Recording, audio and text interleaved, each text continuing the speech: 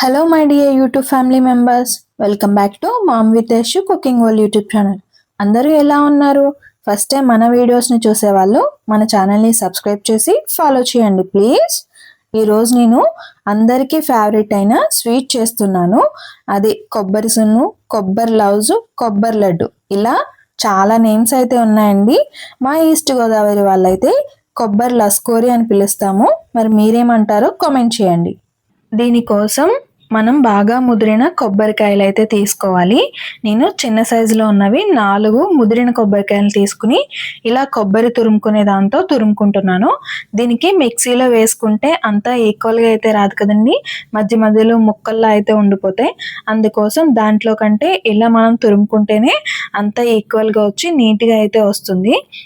లేతగా ఉన్న కొబ్బరిని తీసుకున్నట్లయితే అది త్వరగా జిగురొచ్చేసి పాడైపోతుంది. అందుకోసం ముదిరినవే తీసుకోవాలి. లాస్ట్లో చిన్నగా ఉన్నదని నేను వేరే దాంతో తురుముకున్నానండి. చూసారు కదా, అంతా ఈక్వల్గా అయితే ఉంది కొబ్బరి తురుము. ఇలా ఉంటే కొబ్బరి సున్ను అనేది మంచిగా ఉంటుంది. సో ఇప్పుడు నాకు ఈ కొబ్బరి తురుము అనేది ఎంత వచ్చిందో ఒక గిన్నెతో అయితే కొలుచుకుంటున్నాను. ఈ గిన్నెతో నాకు 4 గిన్నెల కొబ్బరి తురుము అయితే వచ్చింది. ఇప్పుడు స్టవ్ ఆన్ చేసుకోవాలి. స్టవ్ ఆన్ చేసుకుని ఈ కొబ్బరి లస్కోరీ చేసుకోవడం కోసం ఒక ప్యాన్ అయితే పెట్టుకున్నాను. ముందుగానే దీనికోసం అయితే నేను బెల్లాన్ని తురిమి పెట్టుకున్నాను. సన్నగా తురుముకోవాలండి, అప్పుడైతే ఇది త్వరగా కరిగిపోతుంది.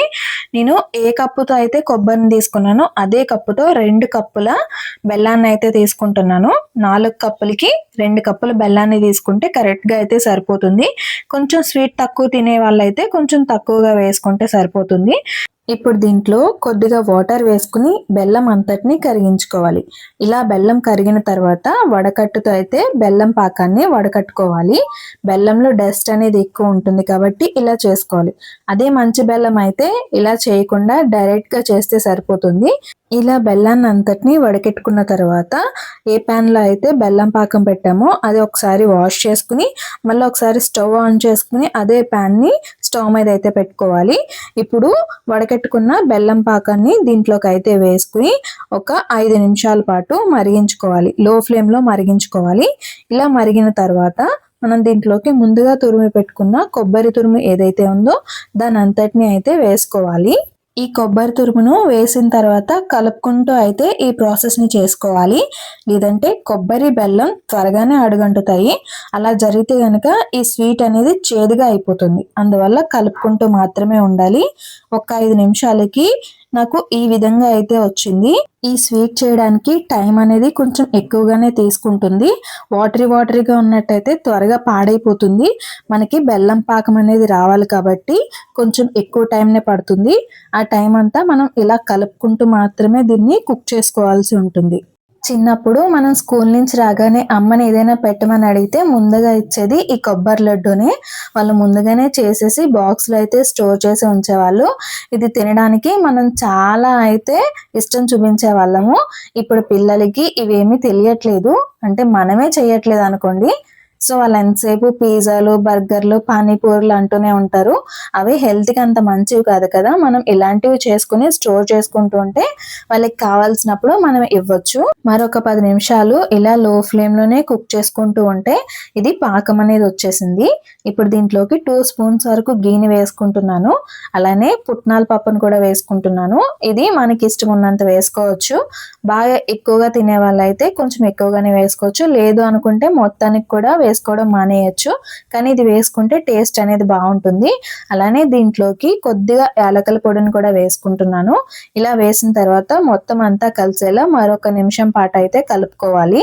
ఇప్పుడు దీనిని మీకు ఉండలా అయితే చేసి చూపిస్తాను. మరి వేడిగా ఉన్నప్పుడు పట్టుకోకండి, బెల్లం పాకం కదా, కాలిపోతుంది. అందుకని చెప్పి కొద్దిగా చల్లారిన తర్వాత అయితే ఇలా చేతిలోకి తీసుకుని ఉండలా చేసుకున్నట్లయితే అది ఉండగా వస్తే మనకి కరెక్ట్గా ఉన్నట్టు. లేదు విడిపోతుంది అనుకుంటే కనుక ఇంకొంచెం సేపు ఉడికించుకోవాలన్నట్టు. సో మనకి ఇప్పుడు ఇది ఉండలా అయితే అవుతుంది. ఇలా ఉంటే మనకి సరిపోతుంది. ఇప్పుడు స్టవ్ ఆఫ్ చేసుకుని దీన్ని అయితే చల్లారి పెట్టుకోవాలి. కొద్దిగా గోరువెచ్చగా ఉన్నప్పుడే మనం ఉండల్లా అయితే చేసుకోవాలి. మీకు గుర్తుందో లేదో కానీ మన అమ్మమ్మలు, నానమ్మలు అయితే పెరుగన్నంతో పాటు స్వీట్ ఇష్టంగా తినేవాళ్ళు. అప్పుడు వాళ్ళు ఈ కొబ్బరి ఉండల్ని చేసుకుని పెరుగన్నంతో పాటు తినేవాళ్ళు. మీరు కూడా తిన్నట్లయితే ఒకసారి ట్రై చేయండి, మీకు కూడా ఖచ్చితంగా నచ్చుతుంది. చూసారుగా, ఇలా ఉండలు చేసుకునేటప్పుడు ఏమాత్రం మన చేతికైతే అంటుకోవట్లేదు, ఎందుకంటే మనం నెయ్యి వేసుకున్నాం కదా. అలానే మంచి ఫ్లేవర్ అయితే వస్తుంది. వీడియోలో చూసుకున్నట్లయితే ఈ కొబ్బరి లడ్డు అనేది చాలా సాఫ్ట్గా ఉంది కదా. ఇప్పుడే చేసుకున్నాం కాబట్టి ఇది ఇలా ఉందండి. కొద్దిగా చల్లారిన తర్వాత అయితే గట్టిగా అవుతుంది. కానీ తప్పకుండా అయితే ట్రై చేయండి, టేస్ట్ చాలా బాగుంటుంది. ఎంతో టేస్టీగా హెల్దీగా ఉండే కొబ్బరి లడ్డు అయితే రెడీ అయిపోయింది. ఈ రెసిపీ మీకు నచ్చినట్లయితే తప్పకుండా ట్రై చేయండి. మీకు ఎలా వచ్చిందో మాకు కామెంట్ చేసి చెప్పండి. ఈ రెసిపీ మీకు నచ్చినట్లయితే మా వీడియోకి ఒక లైక్ చేసి మీ ఫ్రెండ్స్కి షేర్ చేయండి. ఇలానే మమ్మల్ని సపోర్ట్ చేస్తూ ఉంటారని కోరుకుంటున్నాను. Thank you for watching.